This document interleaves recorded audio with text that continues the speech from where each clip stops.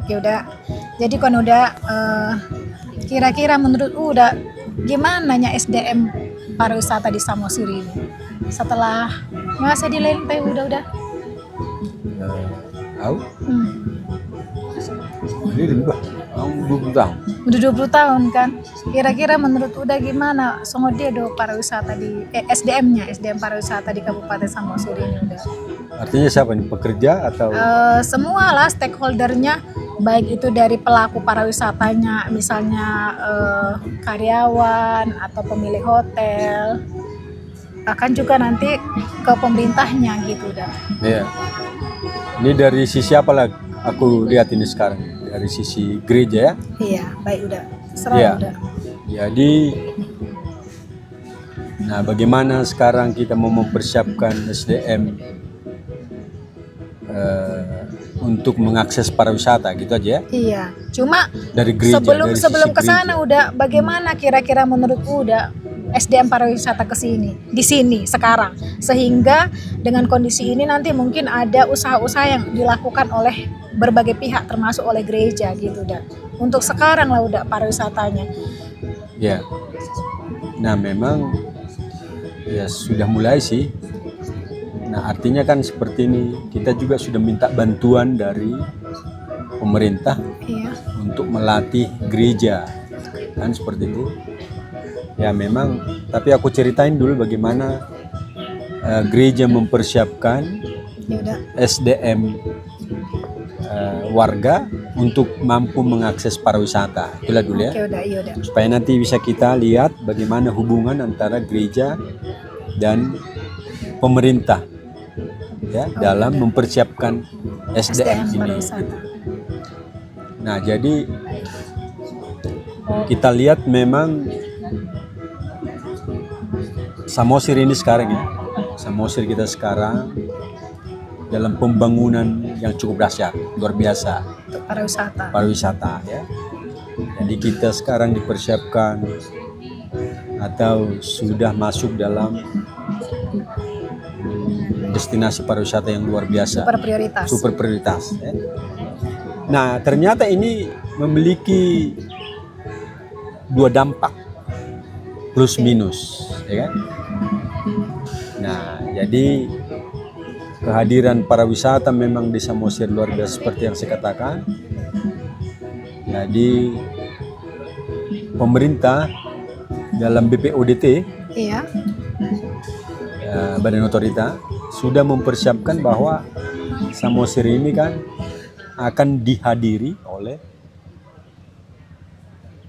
jutaan 2 juta tahun 2025 ya kan. Jadi 2025 Samosir akan dikunjungi banyak orang, banyak pengunjung dalam dan luar negeri. Nah ini kebijakan daripada BPODT ya kan. Jadi memang saat COVID-19 hari itu ada sedikit persentase yang agak menurun, tapi sekarang kan luar biasa. Anak COVID ya udah. Iya, setelah COVID ini kan luar biasa. Nah, jadi kita lihat tadi saya katakan bahwa memang Samosir ini atau pariwisata ini memiliki dua dampak plus minus. Nah, plusnya di mana? Ya kehadiran daripada pariwisata ini dalam dan luar negeri ini akan membawa berkat bagi Samosir. Tentunya bagi semua komunitas, semua penduduk yang ada di Samosir, mestinya kan seperti itu. Jadi kalau kita dengar mantan Menteri Perdagangan saat SBY, ya, mantan perdagangan RSB mengatakan memang kehadiran semakin banyak orang yang hadir, maka mereka kan semakin membutuhkan energi. Iya. Nah, kalau mereka yang membutuhkan energi, pasti mereka membutuhkan konsumsi. Nah, sekarang peluang bagi Samosir atau masyarakat Samosir, bagaimana mereka mempersiapkan SDM. Ya, SDM untuk mampu mengakses, mengelola pariwisata. Sumber daya ini untuk mampu mengambil berkat atau keuntungan dari pariwisata. Nah, di sini. Jadi gereja sekarang memang warga kita hampir lebih setengah dari jumlah penduduk yang ada. Jadi kalau jumlah penduduk yang ada ini 150 ribuan, jadi kita ada sekitar 80 ribu lebih. Nah, tetapi ironis sekali kalau memang kita sebagai warga di tengah kehadiran para wisata ini, ya kan, tidak mampu mengelolanya, mengambilnya sebagai sebuah peluang menjadi berkat. Jadi konteks kemiskinan kita sekarang masih sangat tinggi. Jadi masih ada, Bupati mengatakan beberapa tahun yang lalu 15.000 warga masih dalam kondisi kemiskinan. Nah, jadi kalau dalam konteks kemiskinan ini, kalau ini masih berlanjut terus, ya kan, saya pikir ini HKBP barangkali warga kita ya. Nah, karena warga kita lebih dominan. Nah, jadi cara kami sekarang, nah bagaimana kita mempersiapkan warga ini melalui gereja supaya mereka bisa mengelola UMKM-nya, mampu mengakses keuntungan daripada pariwisata. Oke, Nah, itu sebentar ya. ya udah. Berarti kalau tadi udah bilang gini, sayangnya ya, untuk melihat potensi yang ada, kesempatan yang ada, peluang yang ada, ya kan? Ini sepertinya kira SDM di sini masih kurang lah, kurang Iya. mumpuni gitu Nah, ya. itu udah. dia. Kira-kira gitu ya. Masih kurang dia. Artinya kita memiliki banyak sumber daya alam, tapi sumber daya manusianya kita tidak punya. Nah, saya pikir di sini kekurangan kita dan kelemahan kita. Kenapa kita masih di dalam konteks kemiskinan yang sangat menganga? Karena kita tidak memiliki sumber daya manusia yang optimal. Nah, itu sebabnya kita mendorong bagaimana supaya SDM ini ya kita berdayakan, ya kita mampukan, kita latih lah, ya kan, supaya mereka keluar dari kemiskinannya, mampu mengelola sumber daya lokalnya, sumber daya yang ada padanya untuk dioptimalkan sehingga ini bisa dikelola untuk mencari keuntungan dari kehadiran pariwisata. Nah, itu sebabnya, ya kan, ya karena kita kan ini kan 90% masih petani kan.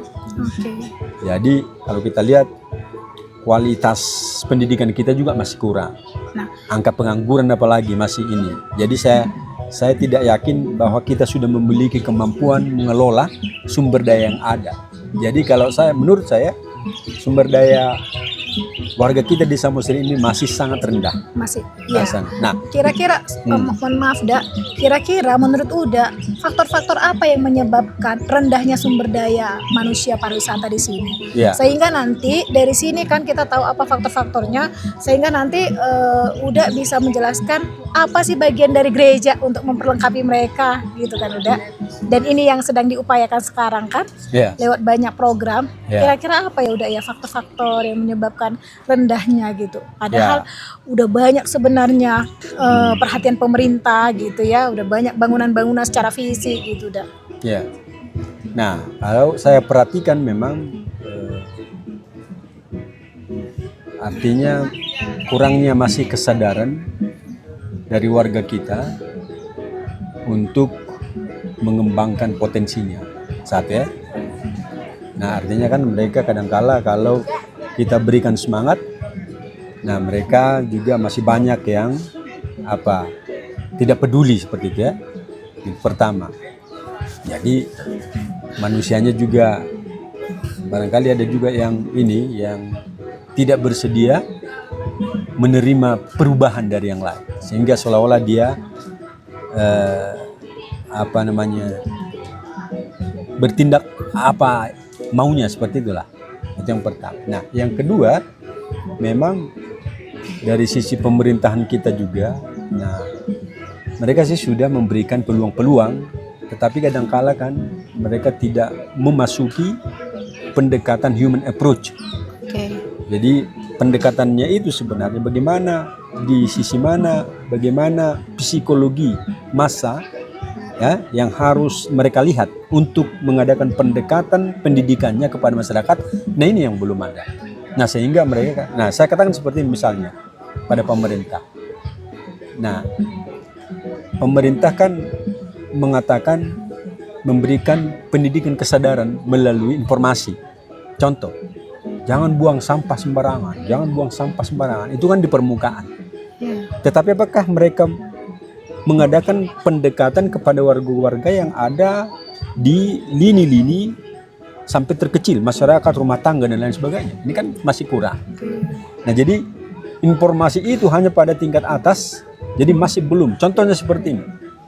Nah, dulu kan ada karena ibu kita dulu bindes kan seperti itu. Nah, bindes itu kan ada pelayanan kesehatan. Nah, mereka juga pada saat tertentu mereka mengadakan pendekatan kepada sekolah-sekolah, masuk pada sekolah, masuk pada rumah tangga. Nah, jadi di akhir-akhir ini saya lihat ini masih nggak kelihatan lagi posisinya. Itu yang kedua. Nah, yang ketiga tadi ya, kesadaran itu yang masih kurang. Mereka masih mempertahankan apa yang mereka inginkan, ya. Apakah, mohon maaf ya udah, apakah kesadaran mereka ini bisa kita bilang kurang karena yang udah bilang tadi bahwa masih banyak pertanian gitu. Jadi mereka belum bisa melihat peluang untuk pariwisata karena kira-kira gitu. Nah, seperti ini kan. Tadi kan saya katakan, nah mereka kadangkala sulit sekali menerima perubahan. Iya. Sehingga mereka hanya menginginkan bahwa yang kami warisi yang dari dulu ini yang sebenarnya yang lebih penting. Contoh lah. Nah, kalau kita mengatakan contoh seperti ini. Nah, bahwa persoalan kemiskinan petani itu berada pada mereka hanya tiba pada produksi. Ya kan? Iya, Contoh. Iya, betul. Mereka kelola padi gitu kan. padi produksi. Mereka menghasilkan padinya gitu Ya, udah. tapi ada sebuah pengajaran, sebuah perubahan yang datang dari stakeholder misalnya, dari gereja misalnya. Nah, saudara-saudara, nah ini kita rubah. Nah, bagaimana kita mengolah produksi ini dikelola menjadi barang jadi supaya kita bisa keluar dari persoalan. Artinya, jangan padi tinggal jadi padi. Kenapa tidak jadi tiba-tiba? Jangan kacang tinggal jadi kacang semata. Tapi kenapa tidak tinting kacang seperti itu? Nah, pendidikan-pendidikan seperti ini kan sulit juga sebagian orang untuk mendengar atau menerima. Biasa-biasa mak, ya kan? Nah, jadi di sini juga kendala kita. Nah, kita coba berikan masukan-masukan atau pemerintah juga barangkali berikan masukan. Nah, tapi kadangkala menerima perubahan. Nah, ini menjadi sebuah kebiasaan yang amat sulit. Nah, itu yang pertama kan. Itu yang apa. Nah, sekarang bagaimana kerjasama kita? Bagaimana kita? Nah, memang gereja tidak mempunyai kemampuan untuk melatih atau memberdayakan kan. Nah, itu sebabnya kami di Distrik 7 Samosir kontak dengan Bupati, kontak dengan Nakerdis Perindak, ya kan? Nah, kontak dengan dinas-dinas terkait pariwisata. Nah, untuk meminta bantuan supaya mereka juga melatih warga-warga kita untuk dimampukan mengolah ini tadi. Jadi walau juga ini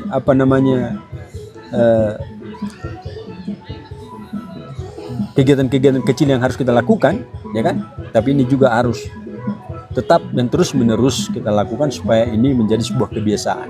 Nah, jadi ternyata setelah mereka berikan hati, nah kita mengumpulkan 20 resort misalnya, ya kan, warga-warga kita, dan mereka memberikan latihan sampai 3 kali tingkat-tingkatan, mulai dari proses awal sampai pemasaran, nah sampai layout, sampai pemasaran online misalnya. Nah, itu sudah mereka lakukan.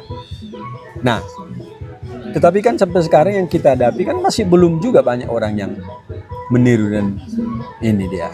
Jadi saya juga agak sedih sekali misalnya, karena ini sudah ada, kita juga sudah pasar misalnya, kita kan sudah punya galeri, restoran dan lain sebagainya. Jadi kalau kita berangkat ke gereja-gereja untuk memberikan penyuluhan setelah khotbah, kita tinggal dulu ya, supaya nanti kita melihat persoalan apa yang sebenarnya terjadi sehingga kemiskinan itu bisa kita atasi. Nah, kita menceritakan hal seperti ini, ya kan? ya kan? Kita juga menawarkan hal seperti ini supaya mereka bisa mengolah ini menjadi hal yang menguntungkan dan bisa mengakses dan mereka berdaya untuk itu. Tapi mereka, nah ini dia sampai sekarang saya lihat responnya masih kurang. Nah, jadi memang ini harus pelan-pelan Pak, ya kan? Pelan-pelan apa. Nah, contohnya lah seperti ini. Di baru-baru ini kan kita lakukan di apa? Gereja yang mana itu yang kita Parhorian ya. Nah, itu dia. Jadi kita harus betul-betul mendekati. Nah, kita dekati, kadang-kadang mereka juga harus dibantu lah. Dibantu dengan modal ya. Jadi modal, kemudahan-kemudahan modal yang barangkali mereka masih belum menerima informasi. Ada ngarok kepeng nami itu si babe nuni kan gitu kan. Nah padahal ada kur misalnya. Nah jadi pemerintah kalau memang memasuki lini-lini apa di sampai lini-lini terkecil sekalipun dan menyadarkan dan sabar memberikan apa penyadaran, pemberdayaan atau merangsang mereka, menyemangati mereka, saya pikir juga ini menjadi sebuah apa perubahan yang barangkali ke depan akan ada terjadi perubahan. Jadi menurut saya ini harus tetap sabar lah, sabar memberikan pemberdayaan, pelatihan, menyemangati, mendekati warga kita. Jadi jangan hanya di tingkat konteks atas ya, tapi masuk ke bawah, semangati mereka terus menerus, baru lihat apa persoalan mereka. Nah jangan terus diveto, jangan terus apa namanya disalahkan, ya kan? Tapi coba diperhatikan kebutuhan apa sih yang mereka harus apa? Nah semangati, berikan modalnya. Nah tapi terus dimonitor. Ini kan kadang-kala sekali penyuluhan terus tinggalkan. Ini yang terjadi, ya kan? Adakah monitoring? Nggak ada itu. Nah jadi kalau memang benar-benar itu harus ada evaluasi. Nah contoh lah, kalau mereka bikin sebuah kegiatan, ini yang saya lihat terjadi pada pemerintah kita misalnya. Ada pemberdayaan, habis pemberdayaan, semuanya habis. Mereka nggak monitor. Nah aturan mesti ada evaluasi. Nah bagaimana yang lalu? Tindak lanjutnya bagaimana? Adakah kelihatan buktinya? Coba kita lihat. Ini nggak ada. Jadi warga juga ya merasa nggak ada apa-apanya lagi. Nah ini dia kan. Nah jadi saya lihat memang metode daripada LSM itu mengadakan evaluasi, mengadakan monitoring, melihat apa yang akan terjadi ke depan, ya kan? Nah, jadi melihat hasil apa yang akan terjadi ke depan itu harus dimonitor, dilihat, ya kan? Jadi pendekatan-pendekatan seperti ini ya sebenarnya mesti harus ada.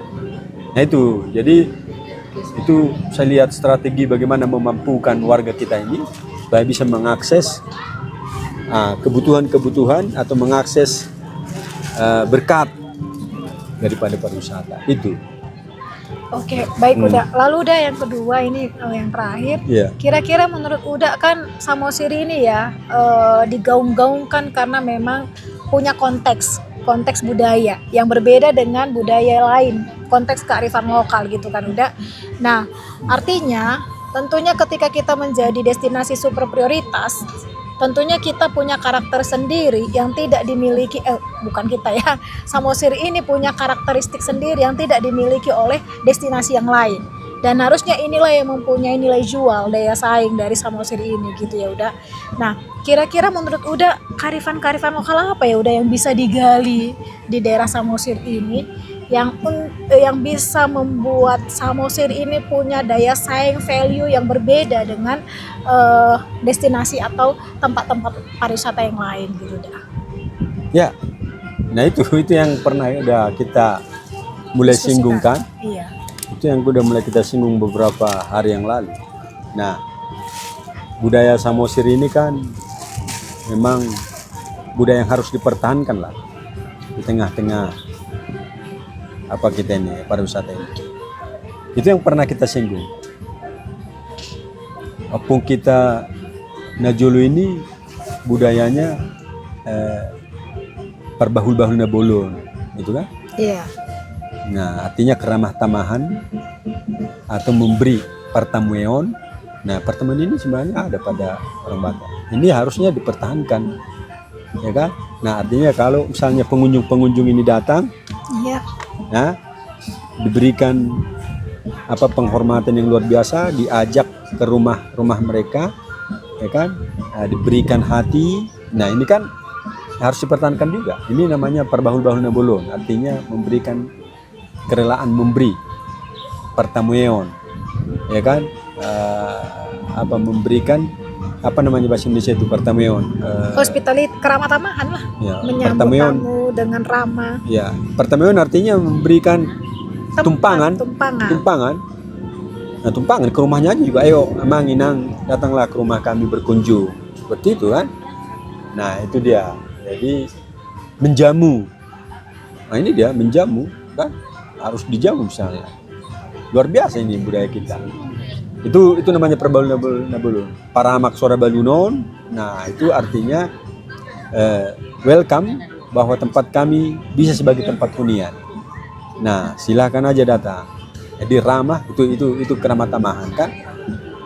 Paramak maksudnya. Pertataring nasora mitop suka memberi. Nah, bahwa tataringnya memberikan apa yang ada padanya, bersedia memberikan sesuatu untuk yang lain. Nah, itu menjadi ciri khas sebenarnya. Itu yang tiga ini mestinya harus dipertahankan kan? Nah, di samping adat-adat budaya kita, nah yang harus diperkenalkan. Nah, adat budaya kita ini kan, nah dulu kan, dan barangkali ini sudah berubah. Nah, dulu kehormatan kita dalam berbudaya berpakaian cukup rapi kan, tidak meniru-niru budaya yang lain. Nah, ini kan sudah sedih hilang dia. Itu karena apa udah kira-kira memudarnya itu atau menurunnya yang mengakibatkan soft skill manusianya kan akhirnya jadi mengalami perlambatan kan untuk cepat meningkat gitu loh. Ya, nah artinya kan kita kan orang yang rentan, mudah terpengaruh dengan yang lain. Nah, kita tidak mau mempertahankan apa yang ada pada kita. Contoh aja. Nah, saya sudah studi beberapa tahun yang lalu di Jepang. Nah, sampai sekarang mereka benar-benar mempertahankan budaya, mempertahankan bahasa, mempertahankan aksaranya, aksara Batak, aksara Jepang. Nah, kita justru hilang. Hilang kan? Nah, saya waktu itu, kalian kenapa nggak mau belajar bahasa Inggris? Itu kan punya orang lain. Nah, misalnya contohnya. Nah, terus mereka juga menulisnya dalam aksara-aksara Jepang. Nah, kita kan sudah hilang sampai saat ini. Ini kenapa? Ya karena kita kan terpengaruh dengan yang lain. Budaya asing gitu dah. Nah, budaya-budaya yang lain meninggalkan budaya sendiri. Nah, artinya nggak apa-apa, kita juga bisa belajar dengan budaya yang lain, tapi jangan sampai salah, jangan sampai keliru bahwa budaya kita harus tetap lebih tinggi dimaksimalkan daripada yang lain. Nah itu, jadi banyaknya budaya-budaya kita ini, ya kan, yang mestinya dan harus dipertahankan untuk diperkenalkan kepada orang lain. Nah persoalan sekarang kan, nah saya pernah dengar apa yang dikatakan Bapak Beltobi. Nah kita kan tidak ditonton, bahkan mempertontonkan. Apa artinya nih? Nah sebenarnya kan pada saat kita mengadakan pesta yang benar-benar real, bukan direkayasa, di situ sebenarnya para wisata harus hadir. Contoh, pada pesta pernikahan yang benar-benar menikah. Nah, di sanalah mereka mestinya hadir. Nah, pesta acara-acara yang real benar-benar ada, misalnya pada pesta Mangalahat Horbo, ya kan? Pesta segala macam. Di sinilah sebenarnya mereka masih hadir. Nah, ini yang para wisata. Sekarang kita kan mempertontonkan yang sebenarnya enggak itu pun. Nah, inilah acara kami, adat kami. Padahal itu sebenarnya direkayasa daripada yang asli, kan? Nah, itu sebenarnya yang harus harus dipertahankan lah ya, dipertahankan. Artinya pada saat pesta-pesta tertentulah sebenarnya mereka hadir untuk melihat bagaimana yang sebenarnya. Nah itu dia. Nah jadi budaya-budaya ini kan saya banyak juga tertarik dengan budaya orang Batak. Nah tetapi satu hal ya, karena kita sudah Kristen dan diterangi oleh Kristen, nah mestinya kekristenan kita juga harus menggarami budaya kita, supaya budaya kita ini jangan menjadi budaya haspil bego, ya kan? Nah, contoh lah sekarang, ya, kalau ada pesta-pesta kecelakaan misalnya gempa dan ada semuanya, nah ini kan warga kita masih mengilik tahu, Membujuk gitu ya. membujuk tahu, mengilik Dan tahu supaya tidak ada. Misalnya kalau ada kekeringan, putih ini kan masih mengilik tahu.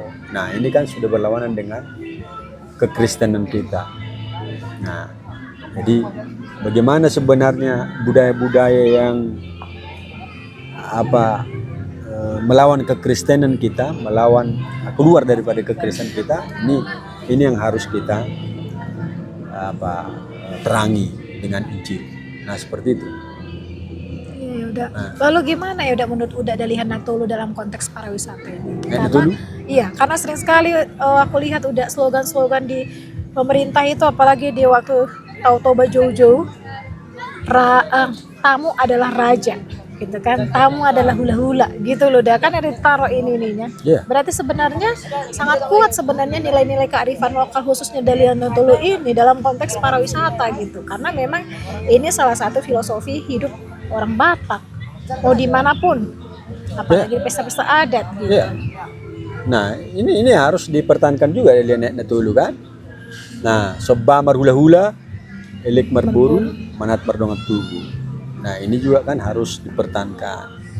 Nah tetapi satu hal, kalau kita lihat dalam konteks dari Natolu ini kan, ya sebenarnya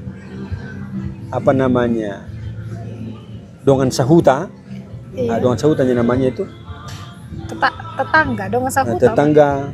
Nah itu sebenarnya harus ikut masuk di dalam. ikut berperan.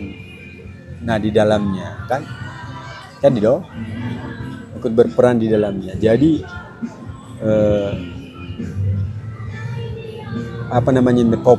ada opat sihal-sihal. Kan opat sihal-sihal delen Natolu, elek marboru, manak mardongat tubuh. Sopa Kan? marhula-hula. Nah dari Natolu opat sihal-sihal. Tahu ya sihal-sihal teh?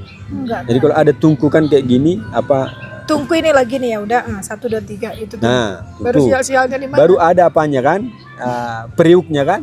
Iya. Tapi untuk menahan periuk ini biasanya ada kayu. Oh gitu. Nah iya, ada kayu di sini untuk menahan ini, mana tahu jatuh. Iya. Heeh. Nah jadi ada kayak gini dia kan, 3. Inilah dia. Iya.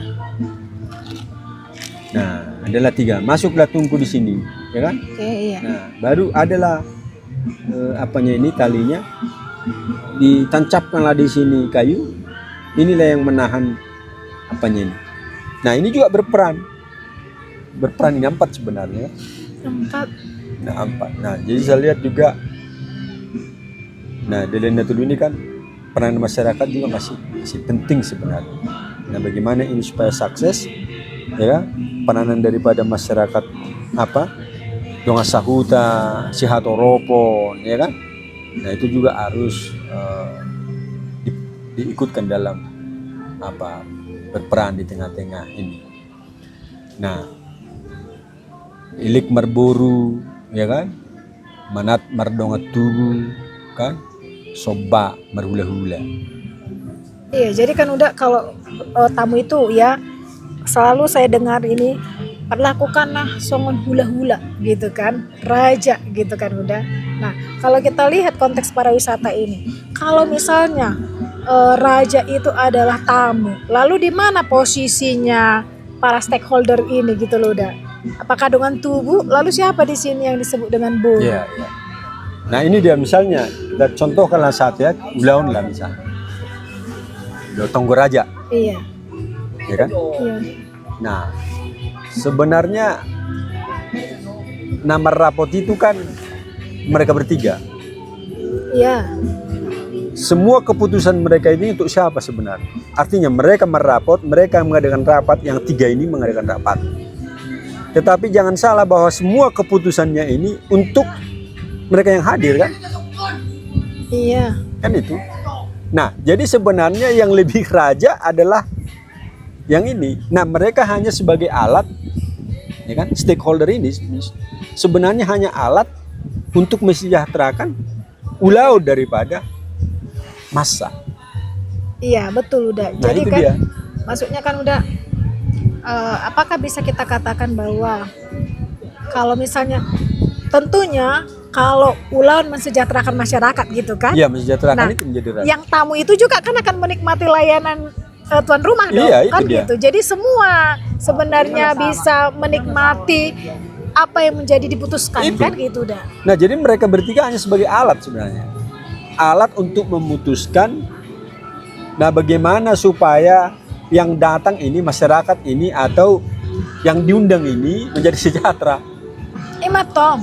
Nah, tolo matong kan udah Itu alat. semakin hula-hula. Gitu. Inilah tamu. Boru. Nah, molo boru. Parhobas. Parhobas. Isema parhobas ison. Naruh hakura. Inilah yang kerja ini kan karyawan-karyawan Iya. ini kan, makanya harus kayak udahlah sebagai pimpinan gitu kan udah di ini kan karyawan-karyawan ada tentunya adanya itu ikon mangelik dosi patah udah kan kasih apresiasi, ayo jago kalian gitu kan, dipuji di ini supaya mereka ini mantap juga kerja gitu kan udah. Kalau marah-marah udah mungkin gak akan mau mereka kan Iya, kayak iya, gitu. Sama dengan owner-owner dari hotel, owner-owner resto, kalau marah-marah kepada karyawan, siapa yang mau di situ gitu kan?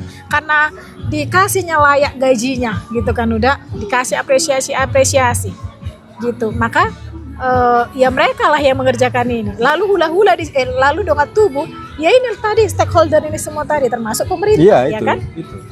Pemerintah, lalu kemudian pemilik hotel, asosiasi-asosiasi perhotelan, lalu kemudian komunitas-komunitas pramu tour guide gitu ya. Jadi inilah sebenarnya yang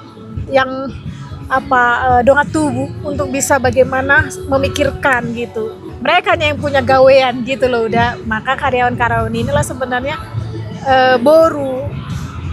Kira-kira gimana udah? Yang menurut tahu. Nah, ini mereka ini memang nggak bisa dipisah kan? Iya. Nah, tetapi oke lah, yang marhobas sebenarnya memang boru. Nah, jadi dalam konteks stakeholder yang marhobas itu adalah pemerintah misalnya, harusnya. Harusnya ya. Nah, pemerintah harus marhobas untuk mensejahterakan boru, memang mensejahterakan parhobasnya ini supaya bisa melayani semuanya masyarakat. Makanya kan udah dongat tubuh metongon. Dang boy dongat Iya, tubuh masuk. betul. Ai Dongat tubuh itu metong. hula-hula do dongat tubuh betul.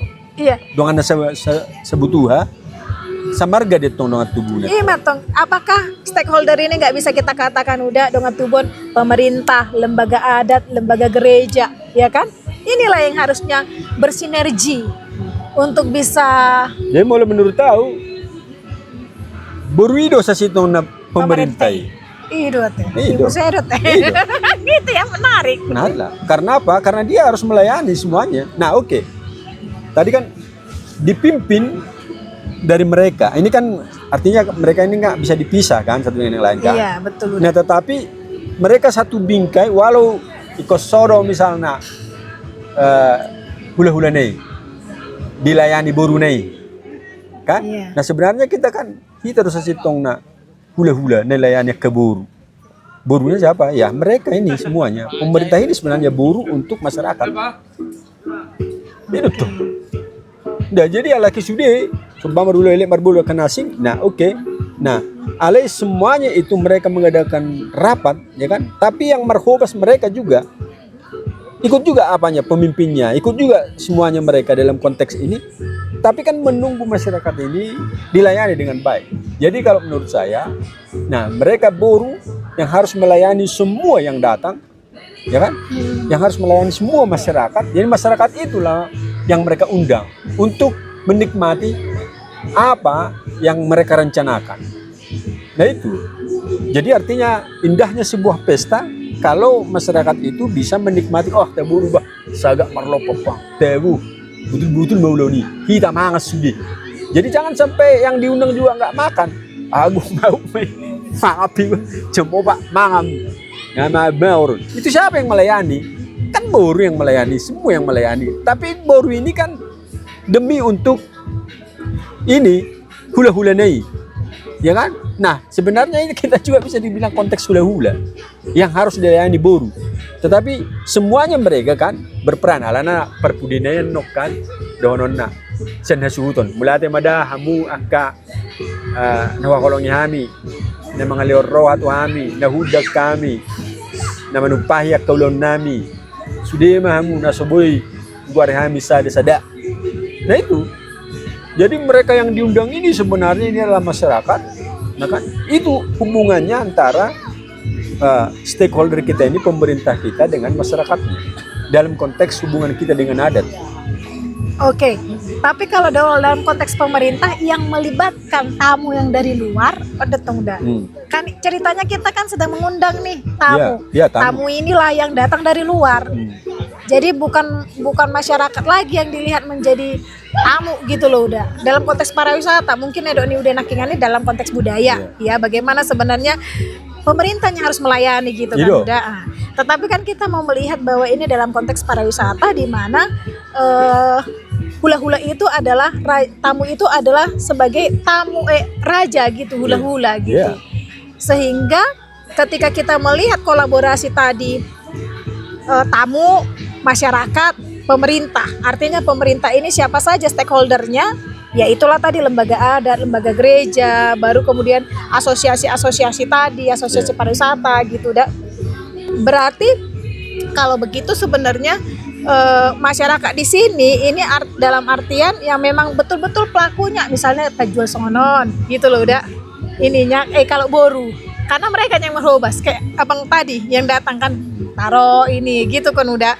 Jadi sebenarnya yang punain ininya kan boru ini adalah memang masyarakat yang aktif untuk menjadi pelaku pariwisata. Bukan itu.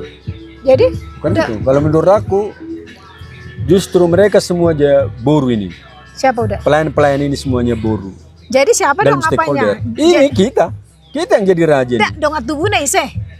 Maksud dalam konteksnya dongat tubuhnya yang mereka artinya pemerintah apa segala macam, mereka dalam konteks itu sekarang semuanya. Iya dongat tubuh. Iya. Tapi mereka juga jadi boru yang melayani kita, yang datang, yang hadir, ya kan? Ya kita menjadi raja dong. Wah, jadi jangan sampai nggak enak ini. Ini aku kan, nah makanya mereka hormat memang dana saya Buddha, nah Nabi Pangkap. Itu karena tugas boru. Boru dalam adat kan seperti itu. Harus memang hula, kalau kita bila bisa disebut dengan hula-hula, ya memang kita lebih dari hula-hula. Tapi karena mereka harus satu di dalam itu memutuskan satu hal, ulama dok lebih hidup kita kepada hula-hula. Boru halahi masude, pamaret tapi lo boru sude. Nah, melayani. Matong gak bisa double maksudku kan udah bagaimana di dalam satu ulaun tongon kan kadang-kadang kita kan boy sebagai boru di ulaun nasing boy hula-hula di ulaun nasing dengan tubuh alai dalam konteks ulaun para wisata termasuk udah yang tanda kutip kita melihat bahwa kita sedang menjamu tamu ini yang bukan masyarakat di sini, walaupun sebenarnya kita bisa melihat banyak sekali sebenarnya masyarakat lokal yang menjadi tamu. Tapi coba kita lihat bahwa mereka adalah datang dari luar, turis tingkat nasional dan turis tingkat internasional gitu dah. Maka huduk nakingan alakima slogan di pemerintah di sini perlakukan sebagai raja gitu kan. Bagaimana sikap kita menjadi sikap masyarakat Samosir ini untuk bisa menjamu tamu itu dalam konteks Dalihan Natolu ini gitu maksudnya. Itulah mereka dijadikan jadi raja. Kita pokoknya kita semuanya yang hadir jadi raja lah. Ya, karena mereka lihat nih. Iya, tamu raja. Siapa yang datang jadi tamu? Nah, kalau mereka misalnya tadi yang melayani kita, nah ini kan aparatnya pemerintah, pelayannya pemerintah. Ya mereka dong. Ini kan karena disebut siapa jo sini Roking Marganai ketuanya lagi ketuanya lagi daking na Siboro misalnya kan ini kan perintah Siboro sebenarnya kalian harus layani. Siboro juga koordinasi dengan Nakris Perindak dengan Bupati, jadi mereka sebenarnya semua menjadi pelayan. Nah mitra mereka semua mitranya pelayannya yang harus melayani kita, jadi mereka semuanya jadi boru sebenarnya dalam soal pelayanan ini. Kita aja jadi raja, kita mah hula-hula kita matong hula-hula sebagai tamu gitu kan. Iya, tamu. Tapi menjadi pertanyaanku bagaimana konteks para pelaku pariwisata ini? Kita tidak sedang datang sebagai tamu loh, udah. Pelaku maksudnya mereka. Iya, Ya. gitu loh. Ini mereka jadi pelayan, jadi buruh. Nah itu maksudku dah. Buruh lah mereka. Itulah tadi maksudku. Iya. Mereka lah yang jadi buruh Iya, kan, mereka buruh. yang melayani, Melayani. kan. Kita ula-ula. Nah, Lebih dari ula-ula lah. iya. Kalau kita sebagai konteksnya sebagai tamu, tapi kalau konteks kita merasakan bahwa kita adalah masyarakat lokal yang memang ikut ambil bagian di dalam meningkatkan pariwisata, inarohaku kita bukan tamu. Nah, mitra lah, mitranya buruh. Nah itulah tadi mitra. Iya. Jauh, Nah, artinya kalau kita masuk ke dalam konteksnya mereka ikut jadi melayani, ya kita juga jadi buruh lah. Iya. Ya kita juga berpihak dengan mereka. Nah, artinya kita mesti kasih petunjuk sama dari mereka juga, dari pemerintah. Apa sih yang bisa kami lakukan Pak Pemerintah? Makanya saya katakan, Bupati tolong.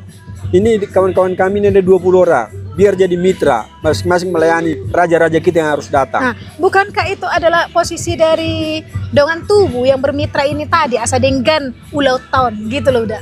Boy, mau tungi. Nah, Ale kan gitu. mereka kan marhobas. Ya, Marhobas marhobas, itu bet. pelayannya artinya kalau dengan tubuh itu kan masuk kepada hula-hula sebenarnya. Oh, konsepnya seperti Iya. itu. Nah, jangan enggak kalau hula-hula itu kan tinggal duduk. Hanya memberikan Iya. terobosan-terobosan. Nah, kono doda songonon, tamuta 25. Nah, jagal tanah saon. Yan saon, oke? Ngatara poton daking do lena tulo sudi. Nah, roboru tolema loh kamu. Satabi udah, itu kan posisi Dongan Tubuh itu rohamu baru kan ini nama Iya. tong. Nah, itunya maksudnya udah. Kalau itu posisi Dongan Tubuh, rohamu baru mangulana. Iya, di pihak pemerintah tadi. Iyalah. Misalnya pemerintah yang menyatakan om matabain sono-sonon, itulah berkolaborasilah dengan gereja kan, berkolaborasilah dengan lembaga adat. Buahamu ahanami dongan nami sian huria, buahamu dongan nami sian adat kan gitu kan udah. Baru habis itu ijauhamu maboru eksekusinya kan gitu, pengambil kebijakan, kemudian pembuat regulasi kan itu pemerintah, termasuklah gereja pembuat regulasi melalui aturan-aturan gereja dan juga lembaga adat. Itu. Ya kan sejalannya kita maksudnya udah. Nah, ini betul artinya dalam konteks melayani ya kalau misalnya pemerintah mengikut sertakan gereja sebagai pelayan-pelayan untuk melayani daripada pariwisata yang hadir dari dalam dan luar negeri. Iya. Nah, kita jadi mitra. Betul, Nah, mitra. tapi juga kita dalam konteks baru untuk melayani semuanya. Nah, Iya. bagaimana kebijakan-kebijakan peraturan itu? Nah, ini tadi. Inilah Dongan dari Tubuh ini pemerintah. tadi Oh, yang membuat kebijakan regulasi ini kan, baru eksekusinya lah itu tadi burunya kan. Nah, udah. ale mulai menurut tahu tong, tong nak sudi do ko berperan do pemerintah sama buruh tuh. Harusnya cuma memang kan udah Kalau perintah lagi kan. Nah, alai kebijakan-kebijakan yang hidup tong na diturut tuh beruna. Gitu. Jadi makanya makanya nggak bisa dipisahkan sebenarnya Nggak bisa kan dipisah. udah kolaborasi kan. Sarupa dodo gereja kan gereja kan membuat Gitu. regulasi aturan gitu Nah, kan. itulah artinya dalam hal pelayanan mereka harus satu sebagai buruh di dalam melayani raja. Raja. Iya. Artinya mereka nggak bisa lepas karena Satu dengan yang bagaimanapun ketika dia mengerjakan eksekusi apa yang dieksekusi itu karena memang sudah menjadi sebuah regulasi yang ditetapkan oleh stakeholder ini tadi. Artinya sono makan di rumah tangga matong. Nah, bagaimana rumah tangga ini Betul. melayani yang lain? Kan itu? Ya udah. Isido bapak, nah. Isido istri, nah. Isido anak, nah. Nah, artinya mereka tidak bisa terpisah satu dengan yang lain. Artinya dalam konteks pelayanan mereka harus seperti buruh yang harus mensejahterakan daripada tamunya. Dan memang ini menurut Uda sangat perlu memang dikembangkan ya udah artinya tetap Iya. hidup Nah, ini harus mestinya. dalam konteks pariwisata pun gitu ya udah. Nah, makanya kita juga berikan kan tawaran masukan-masukan kepada pemerintah. Iya. Ya Pak pemerintah, perhatikan apa yang terjadi. Ya kan? Nah, jadi kalau kadis-kadismu ini butuh 2 periode, Iya. lihat dulu apakah mereka benar-benar maksimal melayani. Jangan kasih 2 periode kalau memang mereka jadi raja, hanya tidak mau sedia jadi pelayan. Itu. Penanggolan yang raja gitu ya udah. Oke. Dengan nama? Itulah udah sebenarnya untuk menggali nilai-nilai kearifan lokal itulah udah bagaimana sebenarnya kita mau melihat nanti modelnya gitu udah.